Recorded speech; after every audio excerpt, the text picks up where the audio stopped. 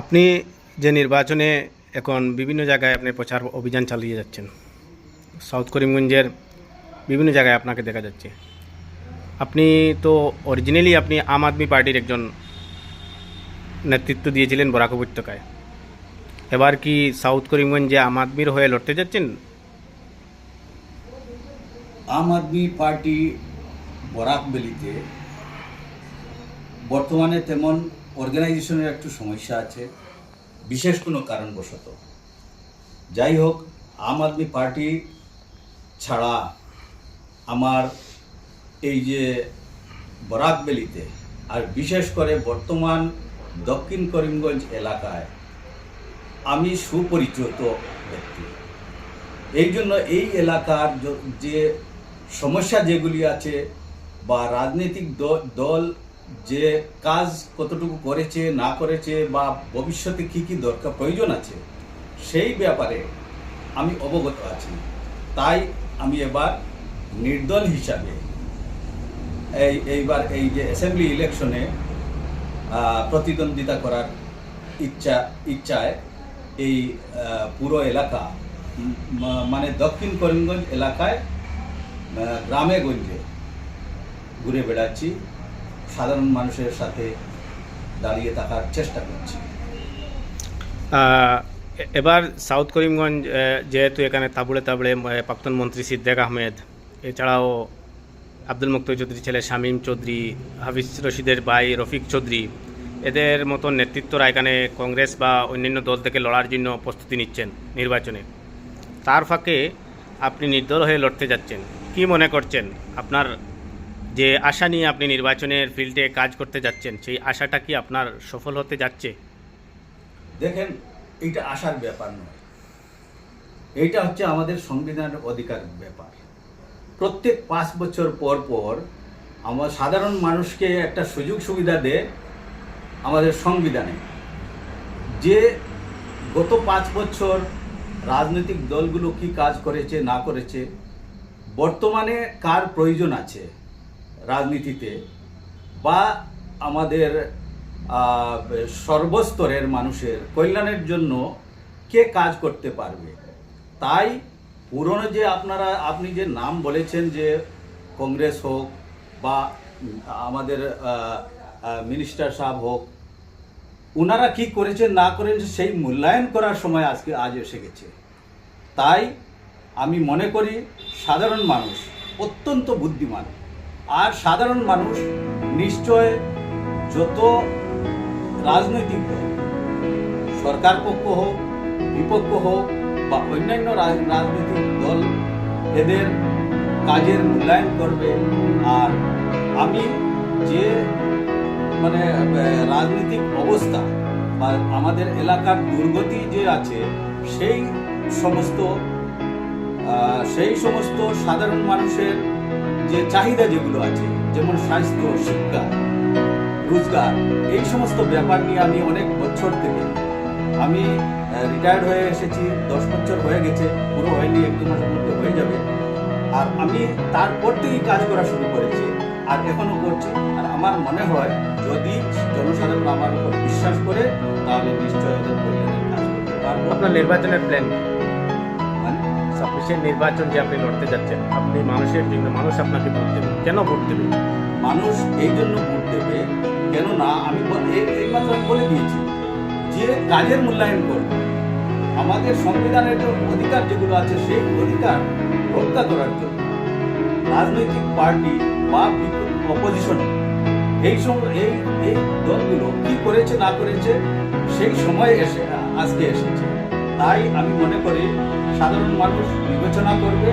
আর আমি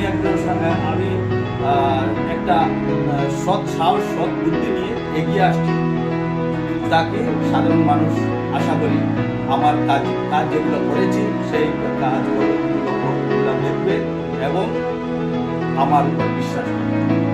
আপনি যে নির্দল থেকে লড়তে যাচ্ছেন এইবার ছাব্বিশের নির্বাচন, আপনার প্রত্যেক যারা নেতৃত্ব বিধানসভা নির্বাচন করেন, তাদের একটা টার্গেট অফ ভোটার থাকে, যে আমি এই টার্গেট টার্গেট। আপনার এরকম কোনো ভোটার ভোটারদের মধ্যে এমন কোনো টার্গেট আছে যে আপনি যে এই সম্প্রদায় বা এই কমিউনিটি বা এই এলাকার টার্গেট করে সবরা এগিয়ে যায়, যেটা কোয়েশ্চন করার কথা না, কিন্তু তারপরে আমি বলছি আপনার টার্গেট এরকম যদি কোনো সম্প্রদায় বা কোনো স্পেসিফিক এলাকা এরকম কোনো টার্গেট আছে? সাউথ করিমগঞ্জ একটা বিশাল বিধানসভা, সেই ক্ষেত্রে আপনার স্পেসিফিক কোনো রণকৌশল নিয়ে আপনি কি এগাচ্ছেন? দেখেন, যে টার্গেটের কথা আপনি বলছেন, যেমন ভোট ব্যাংক, জাতি, ধর্ম, বর্ণ, যাই হোক, এইটা আমাদের দেশের দেশের বরবাদের একমাত্র কারণ হচ্ছে সেই। আমি তাতে বিশ্বাস করি। আমি সর্বস্তরের মানুষের, সর্বধর্মের মানুষের পাশে দাঁড়ানোর চেষ্টা করি। আর সুদীর্ঘ 30 বছর ইন্ডিয়ান ন্যাশনাল আর্মিতে চাকরি করে এসেছি, আর এখন এসে রাজনীতিতেও আবার মানুষের পাশে দাঁড়ানোর চেষ্টা করছি। আমি সেই সমস্ত ভোট ব্যাংক বা এই জাতিপাতি এই সমস্ত আমি বুঝতে পারি। আপনি এটা বুঝতে পারেন না বা বিশ্বাস করতে পারেন না। রাজনীতি ছাড়াও তো মানুষ সমাজসেবা করা যায়, সমাজের জন্য কিছু করা যায়। আপনি রাজনীতিকে কেন বেছে নিলেন? দেখেন, রাজনীতি হচ্ছে আমাদের সংবিধানের অধিকার, আর সেই অধিকারকে বাস্তবায়ন করার জন্য রাজনীতিতে পার্টিসিপেট করার জন্য আমি আমার এলাকাবাসী সাধারণ মানুষকে বলব, ওদের কাছে আমার আবেদন থাকবে, আপনারা রাজনীতিতে আসুন। যদি আপনারা ভালো মানুষ যদি রাজনীতিতে না আসেন, তাহলে এই রাজনীতি স্বচ্ছ রাজনীতি হবে না। আমাদের এলাকার, আমাদের দেশের, আমাদের স্টেটের দুর্গতির কারণ হচ্ছে এটা। কেননা আজকে দেখেন, আমাদের এলাকায় রোজগারের কোনো কিচ্ছু নেই। আপনি যে বলছেন রোজগারের কিচ্ছু নেই, বর্তমান যে সরকার, রাজ্যিক যে সরকার, তারা 1 লক্ষ চাকরির টার্গেট ছিল, তারা 1 লক্ষ চাকরির অধিক চাকরি বর্তমান রাজ্য জুড়ে, যেটা মেধার ভিত্তিতে হয়েছে চাকরি, তারা দাবি করছে, সরকার দাবি করছে। আপনি একদিকে বলছেন বেকারত্ব দূরীকরণ বা বেকারত্ব, যে আমাদের এখানে বেকারত্বটা বেড়েই চলছে।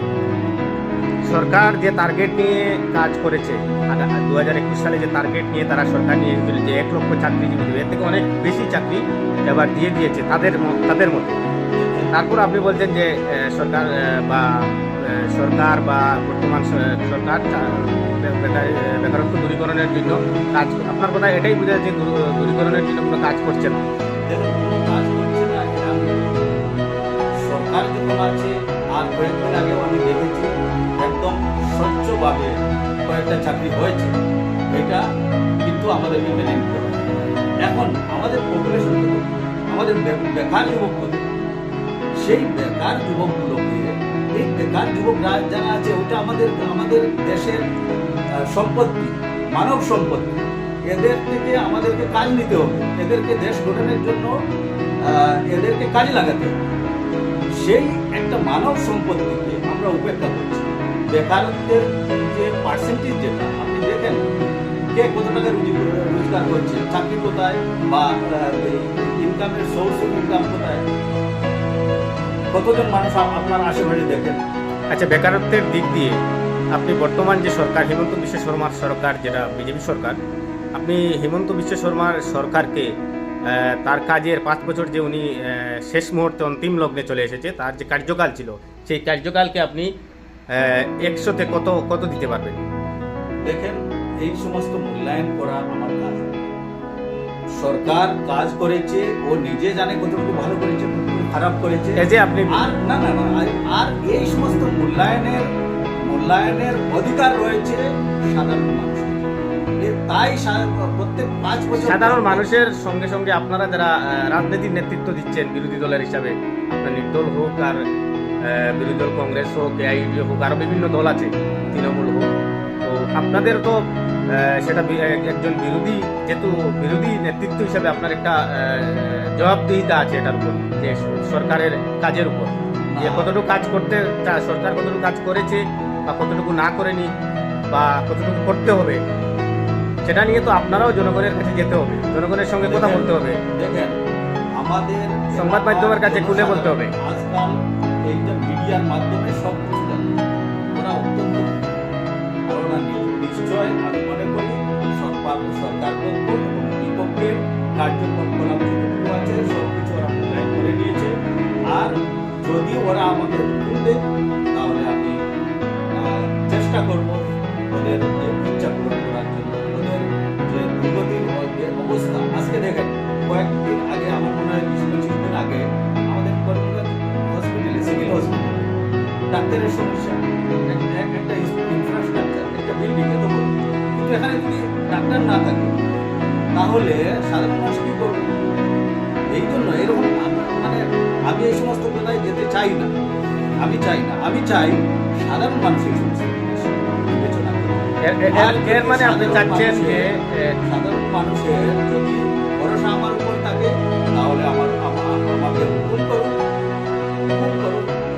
তখন আমি দেখবো। যখন হুকুম করে আমাকে কোনো একটা স্থানে যখন বসাবে তখন আমার সেই দায়িত্ব এসে যাবে, আমাকে কোশ্চেন করতে হবে। এখন তো সাধারণ মানুষের সাথে আমি বরাবর না। আপনি একজন যেহেতু সাউথ করিমগঞ্জে আপনি যেহেতু বিরোধী দলের আসনে, যদিও আপনি নির্দল প্রার্থী হয়ে লড়তে যাচ্ছেন, কিন্তু বিরোধী দলের আসনে রুলিং পার্টির তো অপোজিটে আপনি।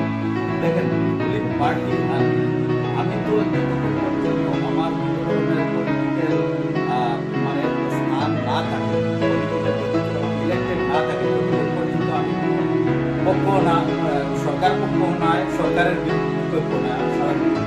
তাহলে মানুষ আপনাকে যে মানুষ আমাকে কোনো একটা আদেশ দেবে আর রেসপন্সিবিলিটি দেবে, তখন আমি তাহলে আপনি মনে করছেন যে এবার সরকারের যে 5 বছর কার্যকাল করলো হিমন্ত বিশ্ব শর্মার নেতৃত্বে, যে বিজেপি সরকার যে 5 বছর কমপ্লিট করলো, সেই 5 বছরের কার্যকালের উপরে আপনি মনে করেন যে জনগণ খুশি? না, আমি মনে করি যে কেননা এই রাস্তার বেহাল অবস্থা, শিক্ষার স্কুলগুলো বন্ধ হয়ে যাচ্ছে, যেটা আমাদের গরিব জনসাধারণের জন্য প্রয়োজন। স্বাস্থ্যের ব্যবস্থা তেমন কোনো ব্যবস্থা নেই, মেডিসিনের ব্যবস্থা নেই, আমি মনে করি না তেমন হয়েছে।